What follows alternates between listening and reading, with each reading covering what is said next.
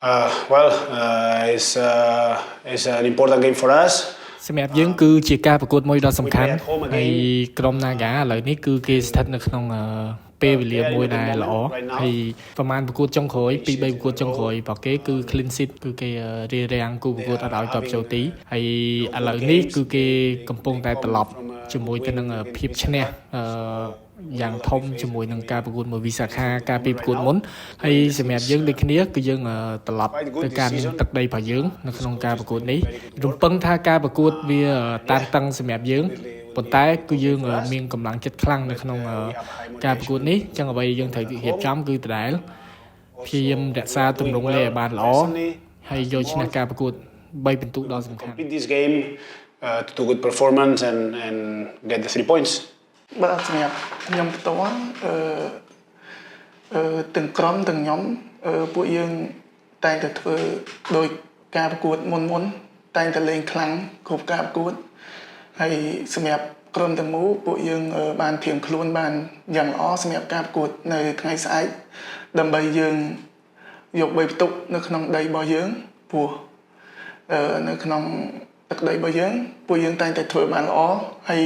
ជាពិសេសពួកយើងមានអ្នកគ្រប់គ្រងដ៏ល្អពួកគាត់តែងតែចូលរួមលើកទឹកចិត្តដល់ពួកយើងគ្រប់ការប្រកួត Well, it depends who have the ball. If we have the ball, they will not have the chance to run. ចំណុចសំខាន់នៃការប្រកួតនេះគឺអាស្រ័យទៅលើក្រុមណាដែលមានបាល់គឺយើងចង់មានបាល់ឲ្យច្រើននៅពេលដែលយើងមានបាល់ច្រើនគឺខាង Naga គឺគេអត់សូវលេងរត់ពីក្រោយខ្នងយើងទេបានន័យថាការគ្រប់គ្រងបាល់របស់យើងអញ្ចឹងគឺ Naga គឺគេការពារប៉ុន្តែចំណុចមួយទៀតគឺនៅពេលដែល Naga មានបាល់គឺយើងពិបាកនៅក្នុងការដណ្ដើមយកបាល់មកវិញអញ្ចឹងបានមូលហេតុគឺយើងត្រូវការរៀបចំការដាក់សម្ពាធឲ្យបានល្អហើយសម្រាប់យើងដឹងហើយគឺគុណភាពកីឡាករប្រមាណអ្នករបស់ Naga នៅជាពិសេសគឺកីឡាករដែលលេងនៅតំបន់ប្រយុទ្ធគឺពួកគាត់សិតតែមានល្បឿនហើយនឹងមានគុណភាពហើយជាពិសេសនៅក្នុងរដូវកាលនេះគឺ Naga ពិតជាធ្វើបានល្អជាពិសេសគឺលោកគ្រូបូរីគឺគាត់បានរៀបចំក្រុមបានប្រសើរជាងឆ្នាំមុនហើយ Naga មិនមែនគាត់លេងបាល់ឆ្ងាយទៅរកប្រយុទ្ធទេពេលខ្លះក៏គាត់លេងបានលេងផ្សារភ្ជាប់គ្នារវាងកីឡាករពីខាងក្រោមទៅកាន់តំបន់ប្រយុទ្ធដូចគ្នា and try to do our best performance. បាទសម្រាប់ខ្ញុំផ្ទាល់សម្រាប់ក្នុងក្រុម Naga គឺតំបន់ប្រយុទ្ធរបស់គាត់សិតតែជាកីឡាករដែលមានគុណភាពទាំងអស់ហើយយើងអត់អាចធ្វើប្រហែសសម្បីតែ1វិនាទីហើយយើងត្រូវតែធៀមគ្រប់វិនាទីទៅពេលដែលយើងមានឱកាសទៅប្រយុទ្ធគាត់ពេលហ្នឹងពេលដែលគាត់ទាញផលចំណេញពីយើងត្រូវតែរៀបចំប្រឈប់គាត់ឲ្យបានមុនគិតធ្វើមកគិតឲ្យមុនពួកគាត់ Well, there's a lot of noise around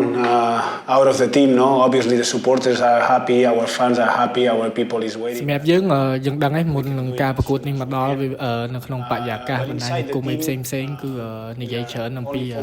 ពាក់ព័ន្ធទៅនឹងជើងឯកប៉ុន្តែបើនិយាយពីក្នុងក្រុមរបស់យើងផ្ទាល់កីឡាករជាមួយនឹងគ្រូនៅក្នុងក្រុមគឺយើងផ្ដោតអារម្មណ៍គឺយើងបានន័យថាយើងនៅរក្សាដដែលព្រោះមុនការប្រកួតគឺយើងអត់អាចដឹងថាយើងទទួលបាន3ពិន្ទុឯតតែយើងចូលទៅក្នុងការប្រកួតយើងលេងការប្រកួតចប់ទើបយើងអាចដឹងថាយើងទទួលបាន3ពិន្ទុឬអត់អញ្ចឹងក្នុងក្រុមឥឡូវនេះកីឡាករគឺគាត់ចាប់ផ្ដើមប្រមូលអារម្មណ៍គាត់ផ្ដោតអារម្មណ៍ទៅលើការប្រកួតមួយនេះដើម្បីធ្វើម៉េចលេងឲ្យបានល្អរក្សាទម្រង់លេងឲ្យបានល្អហើយចាំមើលថាចប់ការប្រកួតតើយើងនឹងទទួលបានលទ្ធផលហើយសង្ឃឹមថាយើងចប់ការប្រកួតហ្នឹងគឺយើងសប្បាយរីករាយទាំងអស់គ្នាដឹងថាការប្រកួតនេះគឺថ្ងៃពុធតែសង្ឃឹមថាអ្នកគាំទ្រជាពិសេសអ្នកគាំទ្ររបស់យើងនៅខេត្តស្វាយរៀងគឺចូលរួមឲ្យបានច្រើនហើយនឹងចាំមើលទាំងអស់គ្នាថានឹងពេលដែលយើងចប់ការប្រកួតយើងចង់ផ្ដល់ឲ្យពួកគាត់ក៏ដូចជាក្រុមទាំងមូលសប្បាយរីករាយនៅពេលដែលចប់ការប្រកួត Can be happy. បាទសម្រាប់ខ្ញុំសម្រាប់ការប្រកួតនៅថ្ងៃស្អែកនេះវាជាថ្ងៃមិនមែនជាថ្ងៃអាទិត្យមិនមែនជាថ្ងៃសម្រាប់តែខ្ញុំជឿជាក់ថាពួកគាត់នឹងចូលរួមទស្សនាបានច្រើនដើម្បីលើកទឹកចិត្តដល់ពួកយើងព្រោះជាការប្រកួតមួយដែលល្អហើយនឹងតានតឹង